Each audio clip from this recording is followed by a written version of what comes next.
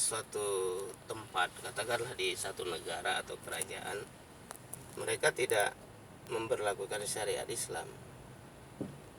Tapi bukan berarti syariat Islam itu tidak berjalan. Syariat Islam itu sudah berlaku sejak turunnya ayat terakhir di Al-Maidah ayat 3 itu, yaitu al-yauma akmaltu lakum dinakum wasmamtu alaikum nikmati wa raditu lakumul Islam Madinah. Hari ini ya kan, aku sudah sempurnakan agama dan aku cukupkan nikmat dan aku ridho Islam sebagai anutan, sebagai agama. Jadi sejak itu Islam sudah berlaku, syariat Islam. Dan syariat Islam itu tidak memerlukan negara untuk mensyariatkannya, karena itu diperintahkan untuk setiap individu. Setiap orang yang sudah bersyahadat, asyhadu alla ilaha illallah, asyhadu anna muhammadar rasulullah, udah syariat Islam udah otomatis berlaku gitu. Jadi jangan, kadang-kadang kan orang kan membuat satu pemikiran begini. Misalnya di satu tempat dia menghalalkan minuman keras misalnya. Kalau ditanya kenapa minuman keras, kita kan bukan negara Islam, kita tidak memberlakukan minuman keras itu haram. Oh, ini satu pemikiran yang perlu direkonsiliasi. Nah, kenapa? Karena itu orang Islam kalau cara berpikirnya itu dia sudah salah. Nah, karena setiap orang yang minum khamar itu pasti dihukum oleh Allah.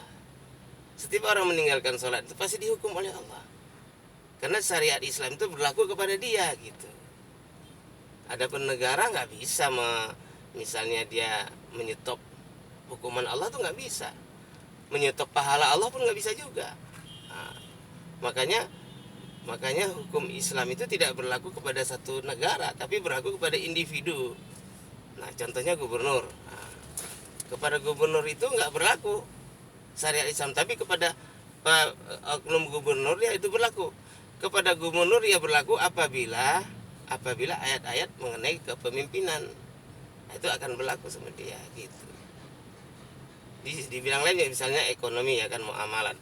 Nah, setiap orang yang sudah syahadat dia wajib bermuamalat secara Islam. Contohnya dia tidak mengurangi timbangan. Nah, dia tidak boleh mengubah ukuran, dia tidak boleh makan riba, dia tidak boleh melipat gandakan keuntungan sedemikian rupa. Itu jadi aturan-aturan yang sudah Allah turunkan di bidang muamalat itu dia harus laksanakan. Walaupun di negeri di tempat dia berada tidak berlaku syariat Islam, tapi dia sebagai individu muslim dia harus lakukan. Kalau enggak dia tetap berdosa. Nah, gitu. Jangan kita memudah-mudahkan. Ya, kadang-kadang kan orang menganggap wah gitu enggak berlaku syariat Islam, terus takutlah gitu. Salah. Nah, dan ada lagi yang konyol, dianggap syariat Islam itu berlaku hanya untuk di tempat-tempat tertentu, contohnya hanya di masjid saja. Nah, enggak, syariat Islam itu berlaku di semua tempat. Nah, waktu di masjid ya di masjid, di pasar ya di pasar. Makanya Nabi itu waktu dia, contohnya ya, Abu Hurairah, kenapa dia datang ke pasar-pasar? Ya, dia dibilang sama orang pasar, hunaka mirasun Nabi sallallahu alaihi wasallam.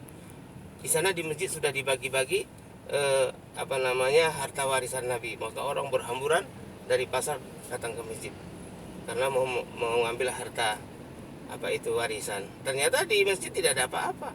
Maka ditanya, Abu Hurairah, mana harta warisannya Nabi? Bilang, apa yang kamu lihat di masjid? Ya, nah, kami lihat di masjid ada orang ngaji, baca Quran, ada orang zikir, kan gitu. Nah, itulah harta warisannya Nabi sallallahu alaihi wasallam. Gitu. Jadi maksudnya apa? Maksudnya amalan yang di masjid itu pun harus diamalan di pasar juga. Contohnya apa? Contoh di masjid kita ngaji. Wala tukhsirul mizan. Janganlah kamu mengurangi timbangan. Allah tatghaw fil mizan. Janganlah kamu merusak timbangan. Wa aqimul wazna bil qisti wa la tukhsirul mizan, dan kamu tegakkanlah timbangan dengan adil dan jangan kamu kurangi, kan gitu. Nah, jadi di masjid kita bilang itu, tapi kita harus bawa ini di pasar juga, sampaikan kepada orang pasar. jangan kamu kurangi timbangan. Baru nyambung ajaran Islam. Nah, kalau kita hanya di masjid aja kita ceritakan wala tukhsirul mizan, sementara orang di pasar nggak kita sampaikan, dia tetap mengurangi timbangan, ya tidak membumilah agama Islam itu, syariat Islam itu. Jadi syariat Islam itu bukan harus diberlakukan secara undang-undang. Ya mana mungkin setuju orang-orang yang tidak suka. Sama juga kita minta kepada minta kepada siapa? Makanya kalau kita lakukan di tempat kita di mana kita berada, dan kita minta tolong kepada Allah, Allah buka pintu-pintu hidayah. Buktinya ya di dalam surah Al-Ra'd ayat 11 Allah berfirman, innallaha la yughayyiru ma biqaumin hatta yughayyiru ma bi anfusihim. Sesungguhnya Allah tidak mengubah nasib satu kaum sehingga masing-masing mereka mengubah diri mereka masing-masing. Aneh itu ayat kan. Jadi sesungguhnya Allah tidak mengubah nasib satu kaum. Kaum itu apa? Kaum itu kan satu kumpulan dari individu-individu, satu komunitas yang terdiri dari kumpulan individu-individu, itu namanya kaum. Allah bilang tidak akan berubah nasib satu kaum itu, komunitas itu, hatta sampai ataupun hingga yughayyiru ma bi anfusihim, sehingga setiap individunya islah diri. Jadi kaumnya yang rusak, individunya yang diperbaiki gitu. Sekarang kan orang membentuk organisasi untuk memperbaiki kaumnya, dibentuk yayasan, dibentuk partai, yang nggak nyambung. Orang diperintahkan bukan itu, yang diperintahkan itu adalah setiap individu di dalam kaum itu mereka yughayyiru ma bi anfusihim, mengubah keadaan diri mereka. Makanya fa aslihu dzata bainikum, maka kamu harus perbaiki diri. Jadi ada 3 itu langkahnya. Pertama illallazina tabu, tobat, ya kan. Yang kedua wa aslahu, memperbaiki diri, islah diri. Yang ketiga wa bayyanu, membuktikan bahwa dia itu betul-betul sudah tobat. Nah, jadi setiap orang apabila melakukan itu baru terjadi perbaikan di satu kaum. Dan itu hanya bisa dilakukan dengan dakwah. Gak bisa dengan cara lain, karena Nabi tidak mencontohkan dengan cara lain. Orang Nabi datangi satu-satu kok, pelan-pelan di Mekah Nabi mendatangi umat 13 tahun, pintu ke pintu kan, orang per orang. Itu disambung lagi ke Madinah. Di Madinah sudah agak terbuka selama 10 tahun. Nah, baru setelah 10 tahun di Madinah terjadi Futuh Mekah, kembali ke Mekah terbuka. Barulah Islam itu rahmatan lil alamin, kafatan linnas, rahmatan lil alamin, setelah 23 tahun. Kenapa? Nabi sudah memerintahkan pada setiap orang yang hadir di Julwada 124.000 orang itu, mereka falyuballigh minkum syahidal ghaib, sampaikan kamu yang hadir di sini kepada yang tidak hadir. Maka orang itu berangkat kemana-mana, ada yang ke Eropa, ada yang ke Cina, ada yang ke India, ada yang ke ke Afrika. Nah, bertebarlah Islam di mana-mana. Nah itu, jadi bukan syariat Islam minta diberlakukan di satu negara. Kita udah berapa kali mau menegakkan syariat Islam ke DPR, ke sana kemari demonstrasi, nggak bakal. Karena orang nggak bakal setuju, apalagi kalau sistemnya demokrasi. Ya suara terbanyak, mana bisa, itu hanya omong kosong. Jadi mohon maaf teman-teman, kadang-kadang mereka menafsirkan ayat la yastakhlifanna alaihim kama stakhlafanna alladziina min qablikum. Ya, mereka nanti akan diangkat khalifah sebagaimana dahulu diangkat khalifah. Nah, kekhalifahan itu sebenarnya di situ ayat itu adalah mau'ud, yang dijanjikan, bukan maksud. Sekarang mereka jadikan maksud, tujuan. Jadi harus dikejar itu target dia khalifah. Maka sekarang sibuk orang membentuk khalifah. Padahal yang dimaksud itu mau'ud, sesuatu yang dijanjikan Allah apabila syarat-syaratnya sudah dipenuhi.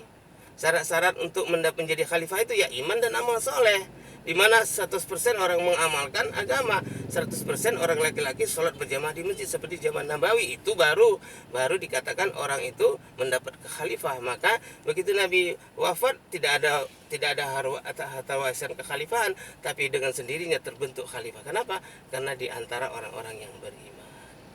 Nah, begitu saja. Mudah-mudahan apa yang kita sampaikan ini bisa membuka cakrawalanya orang Islam ya. Umat Islam hari ini terkecoh dengan keadaan dunia, sehingga dia memenangkan Islam dengan lebih dahulu katanya merebut dunia. Itu salah besar.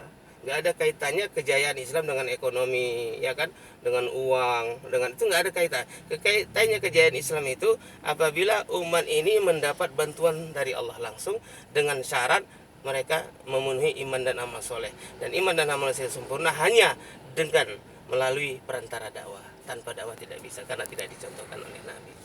Itu aja, mudah-mudahan ya Allah SWT berikan pada kita taufik. Mari kita tutup dengan doa kifaratul majlis. Subhanallah bihamdihi, subhanakallahumma wa bihamdik, asyhadu an la ilaha illa anta, astaghfiruka wa atubu ilaik.